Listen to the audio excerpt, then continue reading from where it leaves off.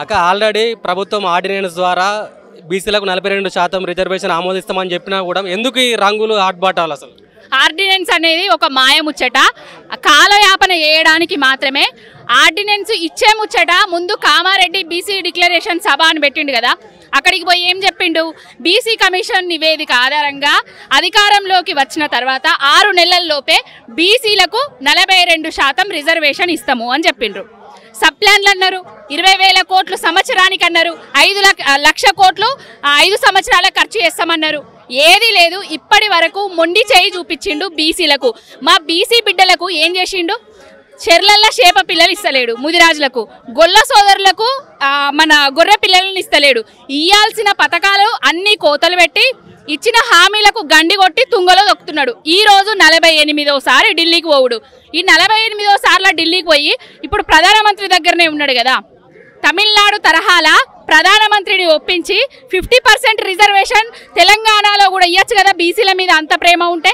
ఇవన్నీ కళ్ళబొల్లి మాటలు. ఆర్డినెన్స్ తీసుకొచ్చి కోర్టుకు ఎవరన్నా ఓంగనే బీఆర్ఎస్ పార్టీ వాళ్ళే వేయిర్రు అని చెప్పే నెపాలు మాత్రమే, తప్పించుకోవడానికి మాత్రమే చేస్తున్న ప్రయత్నాలు. ఆర్డినెన్స్ కాదు మాకు కావాల్సింది, బీసీలకు చట్టసభలల్లా విద్యా వైద్యంలా అన్నిట్లో 42% రిజర్వేషన్ ఇవ్వాల్సి ఇస్తామంటున్నారు కదా. మొన్ననే ఆర్డినెన్స్ జారీ చేసినాం, టైం పడుతుంది కదా అని చెప్పేసి అంటున్నారు కదా. బ్రదర్, ఆర్డినెన్స్ ఇచ్చేటోడు కులగణన అని కాలయాపన ఎందుకు చేయాలి? కమిటీల పేరుతోటి కాలయాపన చేసి 150 కోట్లు 140 కోట్లు కమిషన్ల పేరుతోటి దండుకొని తర్వాత సావు కబురు సల్లగా చెప్పినట్టుగా ఆర్డినెన్స్ ఇస్తానా అని చెప్తాడు. అంటే 28 రాష్ట్రాలల్లో ఒక తమిళనాడు మినహా ఏ రాష్ట్ర ముఖ్యమంత్రులకు ఆర్డినెన్స్ తీసుకొచ్చి తెలివిలేక తెస్తలేరా? గవర్నర్ దగ్గర ఉంది కదా, రాష్ట్రపతి ఆమోదం పొందాలి కదా. ఢిల్లీకి పోయింది కదా ఇవాళ. ఆ ఢిల్లీలో చాతనైతే బీసీల మీద ప్రేమ ఉంటే 42% రిజర్వేషన్ మీద సంతకాలు చేయించుకొని రావాలి. గతంలో బీఆర్ఎస్ హయాంలో కూడా బీసీలకు ఎక్కడ న్యాయం జరగలేదు. ఇవాళ మేము బీసీలకు 42% రిజర్వేషన్లు ఇచ్చి బీసీలకు న్యాయం చేస్తే ఎందుకు మా ప్రభుత్వం మీద అంత విషం చల్లుతున్నారని చెప్పేసి ఇటు కాంగ్రెస్ నాయకులు మాట్లాడుతున్న పరిస్థితి కనిపిస్తుంది. బీసీలకు కేసీఆర్ గారు ఏం చెయ్యలేదు అనేది అవాస్తవము, అబద్ధము. బీసీలకు కేసీఆర్ గారు స్థానిక సంస్థల ఎన్నికలల్లో మార్కెట్ కమిటీలల్లో 50% రిజర్వేషన్లు ఇచ్చిండ్రు. ఆయన చెయ్యని పని లేదు. ఎంబీసీ కార్పొరేషన్ను తీసుకొచ్చిండు, మంత్రిత్వ శాఖ పెట్టిండు.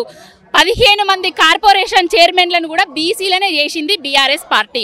అసలు మనకు కుల గౌరవ అంటే ఆత్మగౌరవ సభలుండేనా? రాజధానిలో నడి ఒడ్డుల ఆత్మగౌరవ సభలకు కోట్ల రూపాయల స్థలాన్నిచ్చి సభలకు కావాల్సిన కట్టుకోవడానికి కావాల్సిన పైసలు ఇచ్చింది ఎవరు? కేసీఆర్ గారు కదా. ఆర్థిక మంత్రి ఎవరు? ఈటల రాజేందర్ కాదా? ఆయన బీసీ బిడ్డ కాదా? అది మండలి చైర్మన్ ఎవరు? స్పీకర్ ఎవరు? వీళ్ళందరూ బీసీలు కాదా? ఇప్పుడున్న రేవంత్ సర్కార్లో ఇప్పుడున్న కాంగ్రెస్ పార్టీలో బీసీలకు ఎంతమందికి, ముదిరాజులకు కానీ మా గొల్ల కుర్మ సోదరులకు ఎవరికన్నా బీసీ మంత్రిత్వ శాఖ అసలు మంత్రులలో ఎవరికైనా స్థానం ఇచ్చిండ్రా?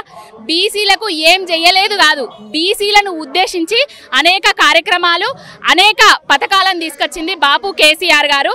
ఏమేం తీసుకొచ్చిండ్రో అసలు ఆయనే రిజర్వేషన్ను పెంచుదాం అనుకున్నారు.